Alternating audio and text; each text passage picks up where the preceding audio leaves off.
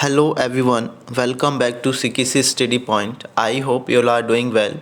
So guys, आज के इस वीडियो में डिस्कस करेंगे करंट अफेयर सीरीज़ 4। अभी तक आपकी 3-4 वीडियो यहाँ पर बनकर आ चुकी हैं रिगार्डिंग करंट अफेयर। जो फर्स्ट वीडियो थी वो specially for Rajasthan JE exam के लिए थी, राजस्थान के क्वेश्चन थे वहाँ पर। एंड अब जो वीडियो आ रही है कॉमन है for each and every exam. यहाँ पर देखो क्वेश्चंस जनवरी से अब तक जो क्वेश्चंस बन सकते हैं, पूरा वर्कआउट करने के बाद जो जो क्वेश्चंस जनवरी से लेकर अब तक के डिज़ाइन हो सकते हैं, मैंने सारे क्वेश्चन की ये देखो 7 से 8 में आपकी पूरी सीरीज़ कंप्लीट हो जाएगी। तो सारी सीरीज़ को कंप्लीट देखना, अच्छे से देखना, फोकस करके देखना, सारी चीज़ आपकी क्लियर हो जाएंगी रिगार्डिंग करंट अफेयर। चलिए स्टार्ट करते हैं आज की वीडियो स्टार्ट करने से पहले मैं बता दूं, मैं इस चैनल पर all AE and JE exam की अपडेट आप लोग को देता रहता हूं। सो गाइज मेक श्योर आप लोग इस चैनल को सब्सक्राइब कर लें एंड बेल आइकन को प्रेस कर लें ताकि अपकमिंग वीडियो की नोटिफिकेशन आपको टाइमली मिलता रहे। चलिए स्टार्ट करते हैं आज का फर्स्ट क्वेश्चन इज़ हाल ही में लालजी टंडन का निधन हो गया है, वो किस क्षेत्र से बिलोंग करते हैं? ऑप्शंस हैं पत्रकारिता, राजनीति, अर्थशास्त्र, चित्रकला। तो ऑब्वियसली करेक्ट आंसर इज़ राजनीति। ये राजनीति से बिलोंग करते हैं, पॉलिटिक्स से बिलोंग करते हैं। ये आपके क्या थे? मध्य प्रदेश के एमपी के क्या थे? राज्यपाल थे। इनका देहांत होने के बाद वहाँ के राज्यपाल, वहाँ की मध्य प्रदेश और उत्तर प्रदेश की दोनों की एक राज्यपाल बनी, उनका नाम था आनंदीबेन। इनके देहांत के बाद बनी थी वो, ठीक है। इनका सारा कारोबार किसके हाथ में आ गया था? इनके देहांत के बाद वो आनंदीबेन के हाथ में आ गया था। Now come to the next question. हाल ही में किसने गुल्बेनकियन पुरस्कार जीता है? हमारे पास ऑप्शन है Malala Yousafzai, Greta Thunberg, Halima Yakub, Priyanka Chopra. So obviously correct answer is Greta Thunberg. That's the very important question. देखो एक पहली बात तो आपको लग रहा है एक क्वेश्चन एक जो पुरस्कार का नेम अजीब सा है, गुल्बेनकियन करके है। ये किस फील्ड में दिया जाता है, क्यों दिया गया है? एक्चुअली पूछा जा सकता है ग्रेटा थनबर्ग कहाँ से बिलोंग करती हैं? ग्रेटा थनबर्ग जो हैं वो स्वीडन से बिलोंग करती हैं। किस लिए दिया गया है? ये पर्यावरण संरक्षण के बारे में अपने कुछ व्यूज़ रखती हैं। पर्यावरण संरक्षण के बारे में अपने कुछ व्यूज़ रखती हैं, बताती हैं कि ऐसे पर्यावरण को हम सुरक्षित रख सकते हैं और क्या क्या उसमें हम क्या कर सकते हैं, वो सारी अपने व्यूज़ अपने पॉइंट्स रखती हैं for government. So that's a very important question. देखो इंपॉर्टेंट क्यों है? फर्स्टली आप क्वेश्चन को देख सकते हो, गुल्बेनकियन पुरस्कार किसने जीता है? सो करेक्ट आंसर एक लेडी है ग्रेटा थनबर्ग, जो कहाँ से बिलोंग करती हैं? स्वीडन से बिलोंग करती हैं। Now come to the next question देख पा रहे हैं, हाल ही में किस राज्य द्वारा नवीन रोजगार छतरी योजना की शुरुआत की गई है? ऑप्शन है मध्य प्रदेश, उत्तर प्रदेश, राजस्थान, महाराष्ट्र। तो obviously correct answer is Uttar Pradesh. ये जो आपका नवीन रोजगार छतरी योजना है वो कहाँ पर लॉन्च की गई है, कहाँ पर इसको चलाया जा रहा है? इसे उत्तर प्रदेश में चलाया जा रहा है। किस लिए चलाया जा रहा है? देखो जो अनुसूचित जाति वाले हैं, अनुसूचित जाति के लिए रोजगार दिलवाने के लिए चलाया जा रहा है, ठीक है। पहली चीज़ तो आपको पता होना चाहिए किस लिए चलाया जा रहा है। नवीन रोजगार छतरी योजना जो अनुसूचित जाति के लिए जो रोजगार दिलवाने के लिए ये पर्टिकुलर योजना शुरू की गई है बाय किसके थ्रू? वहाँ के जो चीफ मिनिस्टर हैं, यहाँ के हमारे चीफ मिनिस्टर कौन है? मिस्टर योगी आदित्यनाथ। सेकंड चीज़ ये भी आपको पता होना चाहिए, ऑपरेशन दुराचारी करके, ठीक है, ऑपरेशन दुराचारी करके एक योजना और शुरू की गई है। ये भी कहाँ से बिलोंग करती है? यूपी से ही बिलोंग करती है। सेकंड चीज़ टीम 11 कहाँ की टीम है? टीम 11 जो है वो भी उत्तर प्रदेश की है, ये भी आपको पता होना चाहिए। टीम 11 ये भी हमारी उत्तर प्रदेश से ही बिलोंग करती है। तो ये सारे क्वेश्चंस देखो, जहाँ से जो क्वेश्चंस बन सकता है मैं सारे क्वेश्चन सर्च करके लेकर आता हूँ एंड उस पर आपके देखो एक क्वेश्चन से 4 क्वेश्चंस आपको पता चल जाते हैं। सबसे अच्छी चीज़ होती है एक क्वेश्चन करो, उससे 4 क्वेश्चन और पता चल जाते हैं। तो पूरी सीरीज में अगर मैं 10 क्वेश्चन करा रहा हूँ तो एटलीस्ट आपको 40 क्वेश्चन का आइडिया हो जाता है। और आई गारंटी कि आपके मैं 7 से 8 सीरीज़ कंप्लीट कराऊंगा। जनवरी से लेकर सितंबर अक्टूबर तक जितने भी क्वेश्चंस डिज़ाइन हो सकते हैं पूरा रिसर्च करके बनाया है। तो प्लीज़ ध्यान से देखिए एंड ज़्यादा से ज़्यादा लोगों को शेयर कर दीजिए। अगर चैनल पर नए हैं तो प्लीज़ सब्सक्राइब कर लीजिए। Now come to the next question. तो नेक्स्ट क्वेश्चन क्या है, हाल ही में नौसेना की सेवा में सबसे बड़े सौर ऊर्जा संयंत्र का शुरुआत की गई है। तो नौसेना की इस सौर ऊर्जा संयंत्र की क्षमता कितनी है, कैपेसिटी कितनी है? सो ऑप्शंस है हमारे पास 1 megawatt, 2 megawatt, 3 megawatt, 4 megawatt. So correct answer is 3 megawatt. ये पता होना चाहिए। सो एक्चुअली ये भी पता होना चाहिए, ये जो है आपका जो सौर ऊर्जा संयंत्र कहाँ पर लगा है, ये कहाँ पर लगा है, एजीमाल करके एक एरिया का नाम है, एजीमाल, ठीक है, एजीमाल करके एरिया का नाम है। वो कहाँ पर है वो एरिया, वो एक्चुअली केरल के अंदर पड़ता है, वो एरिया केरल के अंदर पड़ता है, वहाँ पर इसको सेटल किया गया है। एंड कितनी इसकी क्षमता है, कितनी कैपेसिटी है इसकी, 3 मेगावाट की इसकी कैपेसिटी है। ये आपको पता होना चाहिए। कहाँ पर एग्जिस्ट करता है ये, एजीमाल करके एक एरिया का नाम है, और एजीमाल कहाँ पर पड़ता है हमारा, वो केरल के अंदर पड़ता है, right. Now come to the next question. हाल ही में भारत की पहली शहद परीक्षण प्रयोगशाला कहाँ पर प्रारंभ की गई है? कौन सी प्रयोगशाला है? शहद परीक्षण, ये पता होना चाहिए। तो पूछा जा रहा है पहली शहद परीक्षण प्रयोगशाला कहाँ पर प्रारंभ की गई है? ऑप्शन है आनंद गुजरात, गुजरात के अंदर, जौनपुर उत्तर प्रदेश के अंदर, दतिया मध्य प्रदेश के अंदर, मदुराई तमिलनाडु के अंदर। तो एक्चुअली ये जो है कहाँ पर कहाँ पर शुरू की गई है, ये आनंद गुजरात के अंदर शुरू की गई है। देखो ये एक तरीका है याद करने का, शहद खाकर थोड़ा सा आनंद हमें मिलता है, तो आप इस ट्रिक से भी उसको याद कर सकते हैं। सो आनंद को जो कि कहाँ पड़ता है, गुजरात के अंदर पड़ता है। देखो यहाँ से एक चीज़ और याद रख सकते हो आनंद के नाम से। देखो अमूल दूध, जो आपका अमूल दूध पीता है, ये जो प्रचार होता है या फिर कहाँ पर बनता है, ये भी आनंद गुजरात के अंदर ही बनता है। ये भी आपको पता होना चाहिए।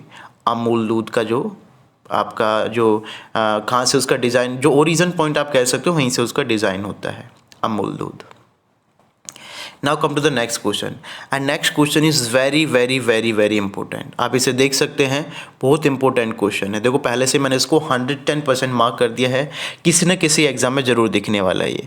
हाल ही में राफेल विमान विभिन्न कारणों से सुर्खियों में है, तो राफेल विमान से संबंधित सत्य कथन क्या क्या है?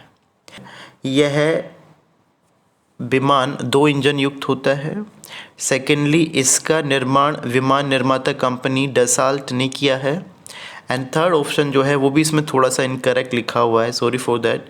इन विमानों में हवा में ही इंजन भरा जा सकता है। सेकंड सबसे इम्पोर्टेंट चीज़ क्या है, ये जो विमान है इनमें हवा में ही क्या हो सकता है, इंजन को भरा जा सकता है। और डी ऑप्शन है सभी कथन सत्य है। तो ऑब्वियसली सारे ही इसके ऑप्शंस जितने भी हैं, सारे ही ऑप्शंस इसके क्या है, राइट है। देखो पहले मैं 1 बाय 1 करके सारी चीज़ बता देता हूँ। इसका जो निर्माता है, जिसका निर्माण, जो इस पर्टिकुलर चीज़ का, राफेल का जो निर्माण किया है, किसने किया है, डसाल्ट ने किया है।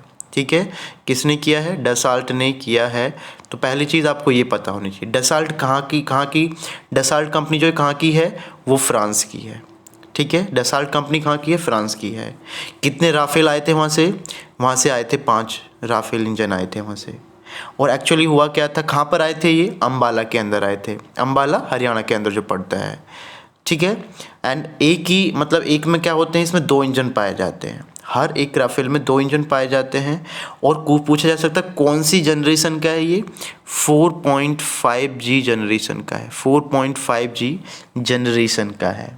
एंड कौन सी टुकड़ी में पाया जाता है, देखो गोल्डन टुकड़ी नंबर 17 करके उस टुकड़ी में ये शामिल है, राइट। देखो क्या क्या चीज़ इंपॉर्टेंट है। पहले डसाल्ट कंपनी ने इसको लॉन्च किया था, कहाँ की डसाल्ट कंपनी, फ्रांस की है। सेकेंडली ये 5 लाए गए थे इंडिया के अंदर, कहाँ पर लाए गए थे, अम्बाला, जो कि कहाँ पर है, हरियाणा के अंदर है। एंड इसके अंदर एक पार्ट के अंदर 2 इंजन वर्क करते हैं। कौन सी जनरेशन का है, 4.5G जनरेशन का है। एंड कौन सी टुकड़ी में शामिल हुए हैं, ये गोल्डन टुकड़ी करके है, टुकड़ी नंबर 17, उसके अंदर ये शामिल हुए हैं। ये आपको सारी चीज़ पता होनी चाहिए इसके बारे में। तो सारे ही ऑप्शन इसके करेक्ट हैं। नेक्स्ट हम बात करते हैं, केंद्र सरकार द्वारा ऐप प्रतिबंध के दूसरे चरण में कुल कितने ऐप पर प्रतिबंध लगाया गया? 42, 47, 49, 55। So obviously correct answer is 47। देखो आपको तीनों के बारे में पता होना चाहिए। फर्स्ट में कितने पर प्रतिबंध लगाया था फर्स्ट चरण में, सेकंड चरण, 3 चरण थे वो एक्चुअली, तो तीनों चरण में कितने कितने पर लगाया था। देखो फर्स्ट चरण में हमारा 59 ऐप पर प्रतिबंध लगाया गया था। सेकंड चरण में कितने पर लगाया गया था? 47 ऐप पर प्रतिबंध लगाया गया था। एंड तीसरा चरण जो था, थर्ड चरण के अंदर 118 राइट 118 ऐपों पर प्रतिबंध लगाया गया था। ठीक है, तो ये पता होना चाहिए। जो सबसे लास्ट वाला लगा था 118, उसमें जो एक गेम करके था, वो चाइना चौक गेम था, उसको हटा दिया गया था। अब देखो क्वेश्चन कभी कभी ये पूछा जाता है किस अधिनियम के द्वारा हटाया गया है, तो इसको किस अधिनियम द्वारा प्रतिबंधित किया गया है वो भी आपको पता होना चाहिए। IT एक्ट 2000, ठीक है, IT एक्ट 2000 एक्ट के प्रतिद्वंदित के द्वारा उसको प्रतिद्वंदित किया गया है। तो ये सारी चीज़ आपको पता होनी चाहिए regarding this. Now come to the next question. हाल ही में खेल मंत्रालय ने चौथी खेलो इंडिया खेलो कहाँ पर आयोजित करने की घोषणा की गई है? ऑप्शन क्या है? Maharashtra, Assam, Haryana, Rajasthan. So obviously correct answer is Haryana. Panchkula के अंदर स्पेशली खेला जाएगा हरियाणा में। तो देखो आपको पता होना चाहिए इस सब के बारे में। देखो ये क्वेश्चन मैं पहले डिस्कस कर चुका हूँ रिगार्डिंग यही सेम क्वेश्चंस कि किसी एग्ज़ाम में पूछा गया, UPPCS एग्ज़ाम में इस वाले क्वेश्चन को ही पूछा गया एज इट इज़। नेक्स्ट हम बात करते हैं नेक्स्ट क्वेश्चन। भारत की संचालित नौका आदित्य ने हाल ही में कौन सा पुरस्कार जीता है? सो ऑप्शन है गुबेकियन पुरस्कार, नेल्सन मंडेला पुरस्कार, गुस्ताव ट्रॉवे पुरस्कार, इनमें से कोई नहीं। सो ऑब्वियसली इन्होंने जो जीता है वो कौन सा है? गुस्ताव ट्रॉवे पुरस्कार यहाँ पर जीता गया है। एंड भारत की जो सबसे बड़ी सौर संचालित नाव है ये जो हमारे जिसको मिला है ये आदित्य नाम करके है, ठीक है, ये पता होना चाहिए। भारत की जो सौर संचालित नौका आदित्य जो है सबसे बड़ी नाव है, उसको कौन सा पुरस्कार मिला है? उसको जो पुरस्कार मिला है, देखो ये नेम इम्पोर्टेंट है, गुस्ताव ट्रावे पुरस्कार उनको मिला है, इनसे उनको नवाजा गया है, ये आपको पता होना चाहिए। Now come to the next question.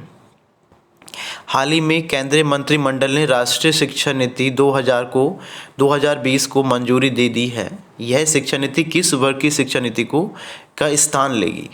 तो एक्चुअली हमारे पास ऑप्शंस क्या क्या हैं?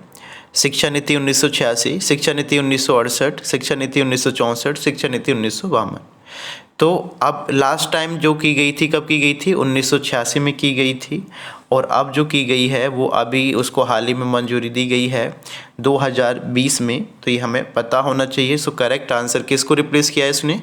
शिक्षा नीति 1986 को रिप्लेस किया है, इसके बारे में भी पता होना चाहिए। सो करेक्ट आंसर इज शिक्षा नीति 1986। किस समिति ने इसको मंजूरी दी है? कस्तूरी रंजन, ठीक है, कस्तूरी रंजन समिति ने इसको मंजूरी दी है, ये भी पता होना चाहिए। Now come to the next question. Singapore के वर्तमान प्रधानमंत्री कौन है जिनकी पार्टी ने हाल ही में संपन्न चुनाव में जीत हासिल की है? ऑप्शन है ली सिएन लुंग, हैंग विकिट, तन चुआन जिन, इनमें से कोई नहीं। So correct answer is Lee Hsien Loong. Lee Hsien Loong is the correct answer. कहाँ के हैं? सिंगापुर के, अभी प्रधानमंत्री बने हैं। उन्होंने अपनी जितने भी अभी चुनाव संपन्न हुए हैं सब में जीत हासिल करके कौन बन गए हैं? मिस्टर ली सिएन लुंग वहाँ के प्रधानमंत्री बन गए हैं, ये हमें करेक्टली पता होना चाहिए। Now come to the next question and last question of the series. Question of the series is हाल ही में सर्वोच्च न्यायालय श्री पद्मनाभ स्वामी मंदिर पर राजाशाही परिवार का अधिकार बरकरार रखा है। यह मंदिर कहाँ पर स्थित है? ऑप्शन है केरल में, तमिलनाडु में, आंध्र प्रदेश में, कर्नाटका में। तो actually correct answer is Kerala में। देखो पहले सबसे ठीक है करेक्ट पता होना चाहिए किसके बारे में बात की जा रही है। सर्वोच्च न्यायालय, ठीक है, सुप्रीम कोर्ट ने श्री पद्मनाभ स्वामी मंदिर पर राजाशाही परिवार का जो अधिकार था उसको बरकरार रखने के लिए बोल दिया गया है। तो ये एक्चुअली ये मंदिर कहाँ पर स्थित है? केरला में है। देखो क्या इसकी कहानी थी, ये भी थोड़ा सा इसके बारे में पता होना चाहिए। देखो ये एक्चुअली हुआ क्या था, ये जो मंदिर है श्री पद्मनाभ स्वामी मंदिर जो है वहाँ पर बहुत सारा खजाना पाया गया था, ठीक है। तो जब ये खजाना पाया गया था तो इस चीज़ को लेकर वहाँ पर रोक लगा दी गई थी, ठीक है, मंदिर को बंद कर दिया गया था। बट अब फिर सुप्रीम कोर्ट ने उस राजा ठीक है, इसका अधिकार राजाशाही परिवार को फिर से दे दिया है सुप्रीम कोर्ट के थ्रू। ये चीज़ पता होनी चाहिए। दूसरी चीज़, केरल और किस चीज़ के लिए आपको पता होना चाहिए। देखो, सबसे पहला जो कोविड का केस था इंडिया के अंदर, वो कहाँ से पाया गया था, वो केरल के अंदर ही आया था। ये भी हमें पता होना चाहिए। So guys, that's all for this video. Thank you so much to see this particular video up till now. So please subscribe this channel and share this video max to max people। And देखो, ये video सबके लिए important होने वाला है। जितने भी आपके एग्ज़ाम आ रहे हैं, चाहे वो यूपीपीएससी का कोई भी एग्ज़ाम है, देखो सबके लिए इम्पोर्टेंट होने वाला है। क्योंकि जनवरी से सितंबर अक्टूबर के जितने भी क्वेश्चन है पूरे वर्कआउट करके मैं आपको लेकर आने वाला हूँ। सीरीज़ में पूरी अच्छे से देखना एंड शेयर करना मैक्स टू मैक्स जितना हो सके। एंड कमेंट करना अगर हो सके तो। आप लोग के देखो कमेंट जो होते हैं मेरे लिए बहुत ज़्यादा वैल्यूएबल होते हैं। उनसे लगता है कि हाँ, कि बहुत से स्टूडेंट कुछ करने की इच्छा करते हैं, वो बताना चाहते हैं, कुछ ना कुछ बताइए। अगर आपको कुछ और नीड है या कुछ और हेल्प आपको चाहिए तो प्लीज़ बताइए कमेंट के through. Thank you so much guys. मिलते हैं नेक्स्ट वीडियो में, तब तक के लिए जय हिंद, वंदे मातरम।